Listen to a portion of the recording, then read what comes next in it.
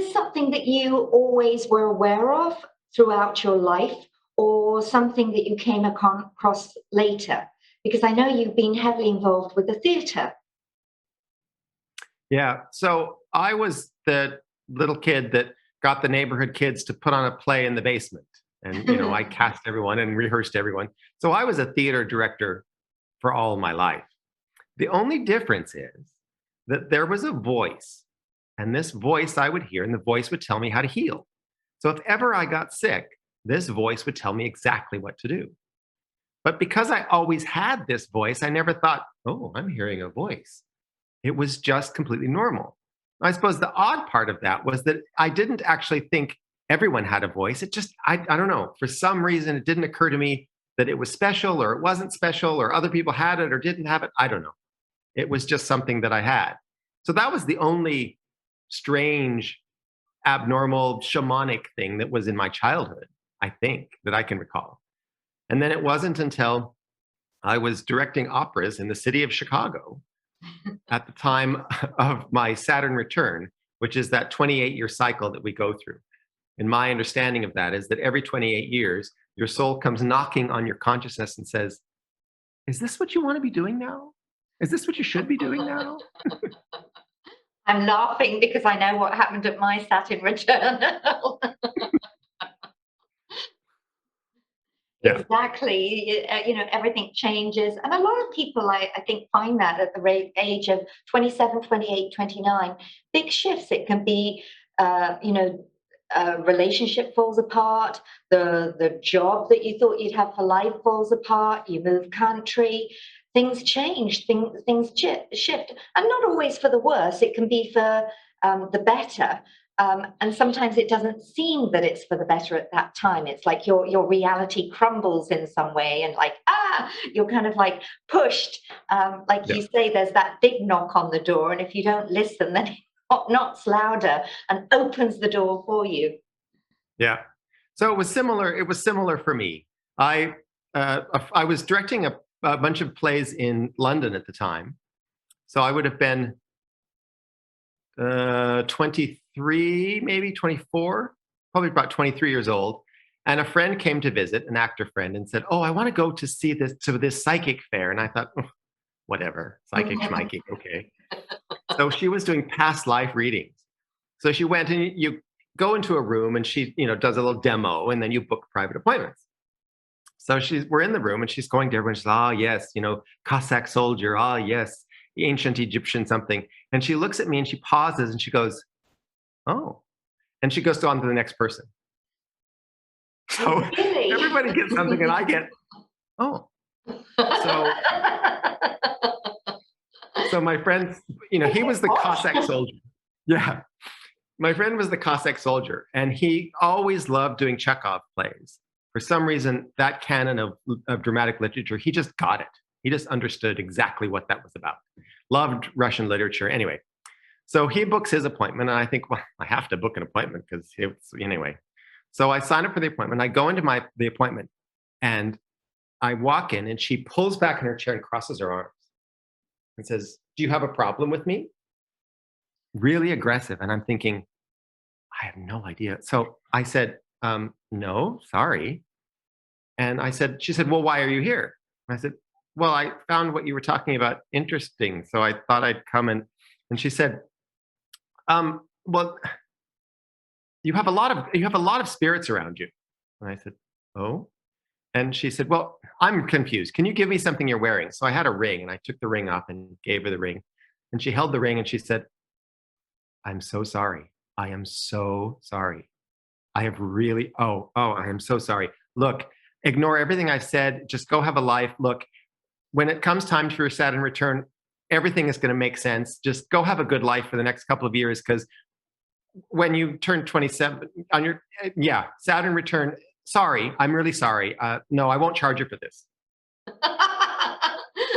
So really instilled you and inspired you with a lot of confidence to look forward to 27, 28 years old. Exactly. Yeah. But what did happen when your Saturn returned?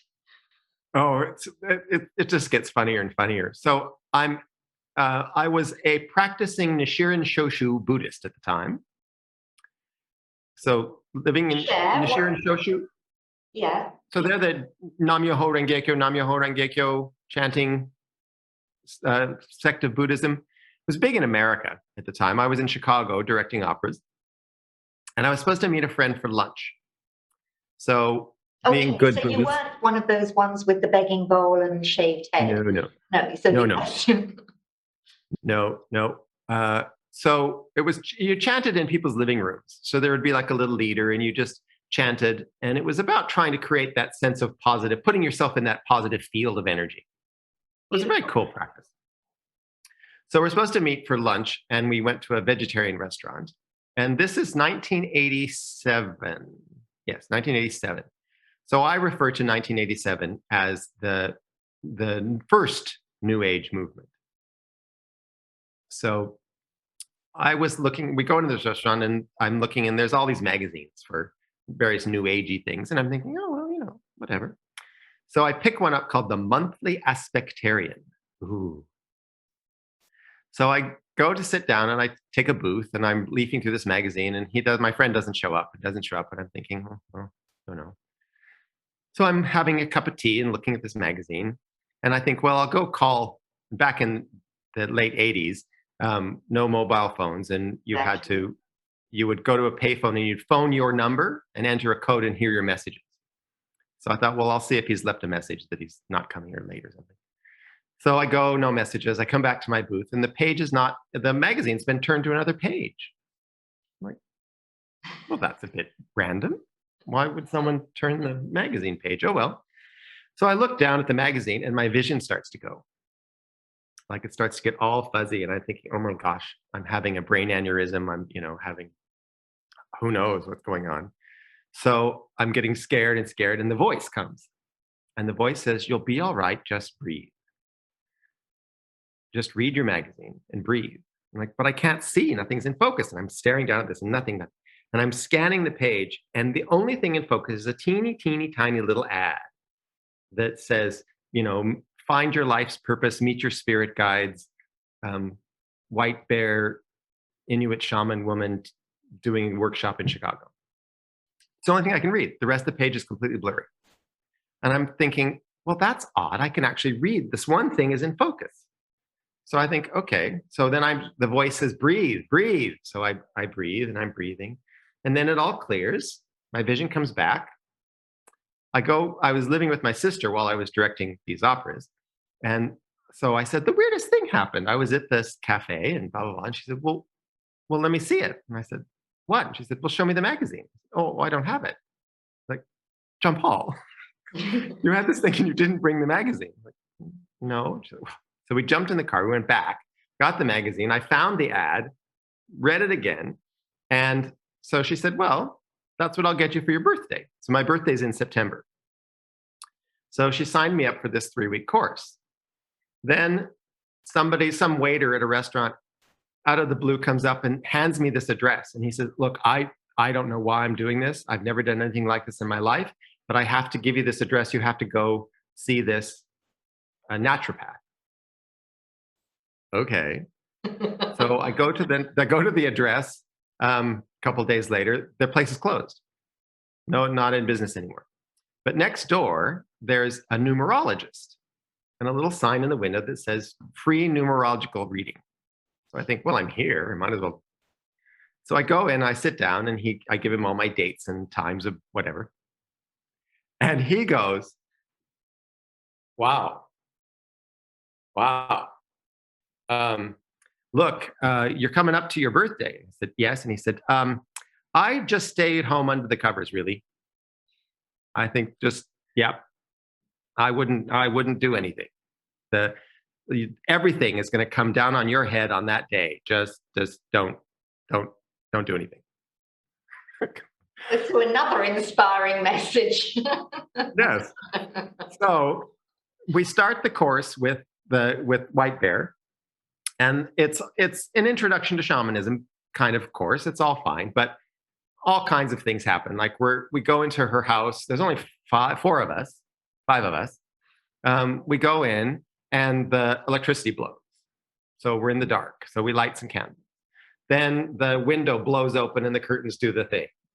And then all we smell are roses. It's like really, really heavy rose perfume smell. And we're like, wow, this is pretty wild. So then things happen in her life, and she's got to do some healing work, I think in Texas. So she said, look, we're going to have to double up on sessions. And the very last session will be on September 20th, my birthday. Interesting. Okay. So we meet. Were you tied there? Should I stay at home and stay under the cover, or should I actually turn up for this? Well, I have to. It's the last class. All these weird things have happened. That was just the first, the curtains and everything that was the first class. I can't imagine, anyway. So we get to the last class. That day, my truck was broken into, the window was smashed, my radio was stolen out of the truck. I almost got mugged, but I ran and got away. So it was not a good day. And so we get to Susan's place for this last class. And she says, okay, look, Spirit has told me that instead of the last class, we're going to have your initiation test. And if you pass the initiation test, then I'm to take you on as an apprentice. So we passed the test. I became apprentice to her for a year and a day. And she passed me off to grandmothers and grandfathers and medicine people and healers all over the planet for the year and a day. She sort of started it off, and then I got passed from elder to elder along the way. And then it wrapped up with a year and a day later, a big Vision Quest ceremony where I had to claim my power and my healing songs and decide what my role was going to be. And it was wild.